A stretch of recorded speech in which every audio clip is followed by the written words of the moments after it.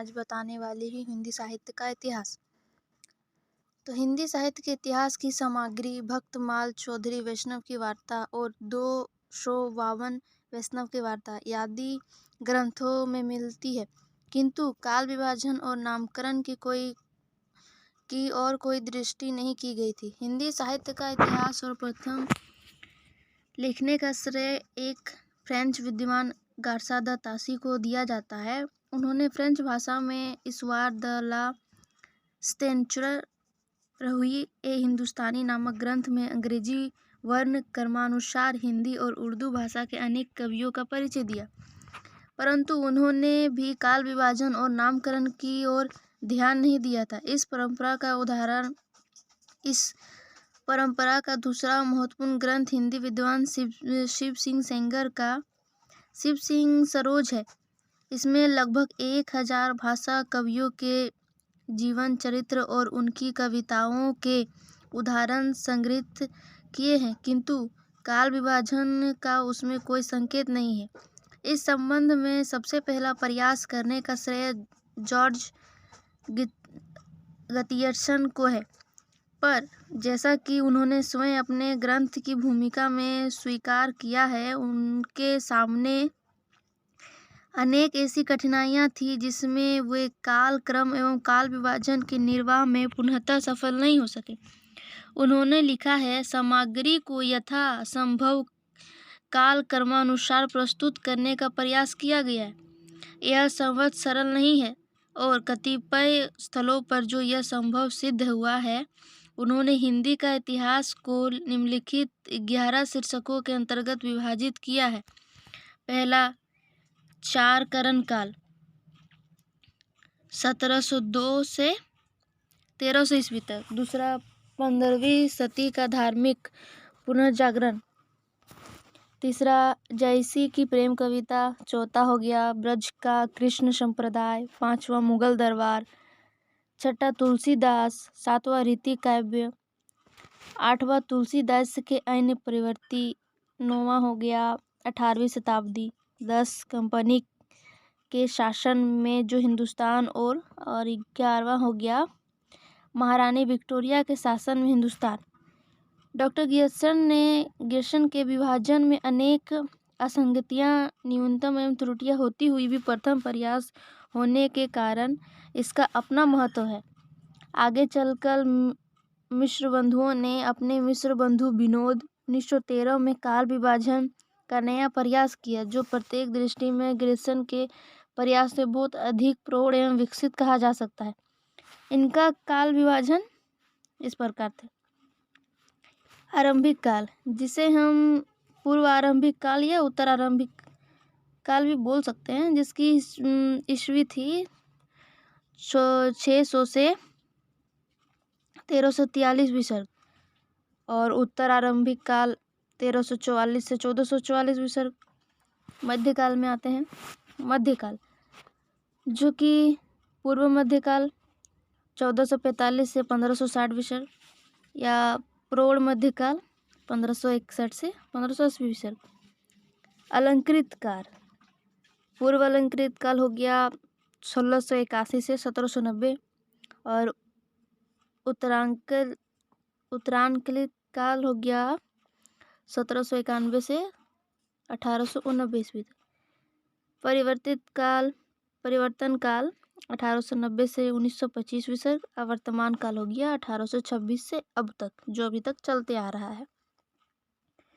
मिश्र बंधुओं के पश्चात आचार्य रामचंद्र शुक्ल ने सन 1923 में हिंदी साहित्य का इतिहास प्रस्तुत करते हुए काल विभाजन का नया प्रयास किया।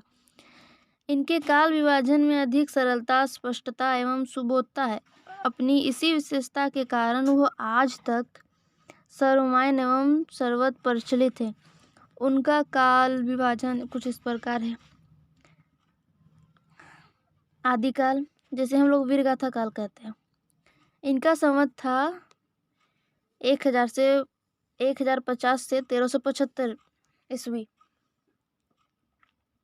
पूर्व मध्यकाल, जिसे हम भक्ति काल कहते हैं, संवत इनका था 1375 से 1700।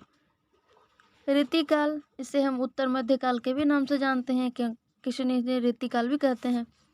इनका संवत है 1700 ईस्वी से 1900 ईस्वी। आधुनिक काल जिसे गद काल कहते हैं, इनका संवत है 900 से अब तक, जो अभी तक चलते आ रहा है। शुक्ल जी के पश्चात डॉक्टर रामकुमार वर्मा का नाम इस प्रसंग में उल्लेखनीय है, जिन्होंने अपना नया काल विभाजन प्रस्तुत किया, जो इस प्रकार है: संधि काल, चारण काल, भक्ति काल, रीति काल, आधुनिक काल। संधि काल जो था वो 750 से 100 विसर्ग तक चला। चारण काल 1000 से 1375 विसर्ग। भक्ति काल 1375 से 700 विसर्ग। रीति काल 1700 से 1900 विसर्ग। आधुनिक काल 1900 से अब तक। डॉक्टर वर्मा के विभाजन के अंतिम 3 काल विभाजन आचार्य शुक्ल जी के ही विभाजन के अनुरूप है। केवल वीर गाथा काल के समय पर चारण काल एवं संधि काल नाम देकर अपना नयापन स्थापित किया। इस परंपरा में बाबू श्याम सुंदर दास द्वारा किया हुआ काल विभाजन एवं उल्लेखनीय है।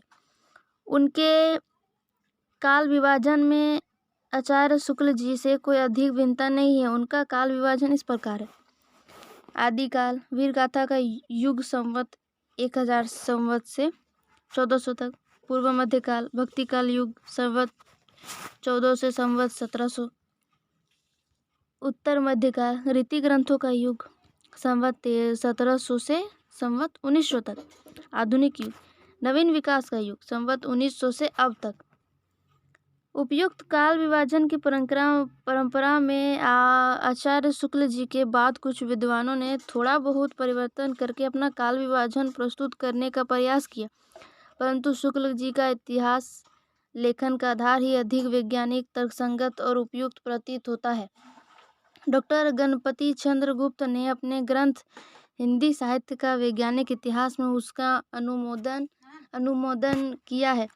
उनका काल विभाजन इस प्रकार है: प्रारंभिक काल 1184 से 1350 ईस्वी।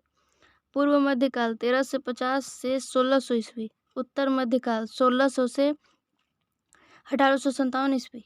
आधुनिक काल 1857 ईस्वी से अब तक। इस परंपरा में डॉक्टर नागेंद्र का भी नाम उल्लेखनीय है। उन्होंने हिंदी साहित्य का काल विभाजन तथा नामकरण इस प्रकार किया: आदिकाल 7वीं शती के मध्य से 14वीं शती के मध्य तक। भक्ति काल 14वीं शती के मध्य से 17वीं शती के मध्य तक। रीति काल 17वीं शती के मध्य से 19वीं शती के मध्य तक। आधुनिक काल 19वीं शती के मध्य से अब तक। पूर्ण जागरण काल वर्तेंदु काल एवं संवत 1877 से 1900 ईस्वी। और जागरण सुधार काल द्विवेदी काल का है, जिसका संवत है 1900 से 1918 ईस्वी। छायावाद काल 1918 से 1938 ईस्वी। छायाद्योतर काल 2 भागों में है: प्रगति प्रयोग काल और नवलेखन काल।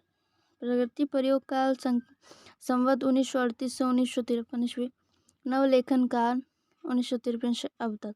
उपयुक्त सभी विद्वानों के काल विभाजन में शुक्ल जी का काल विभाजन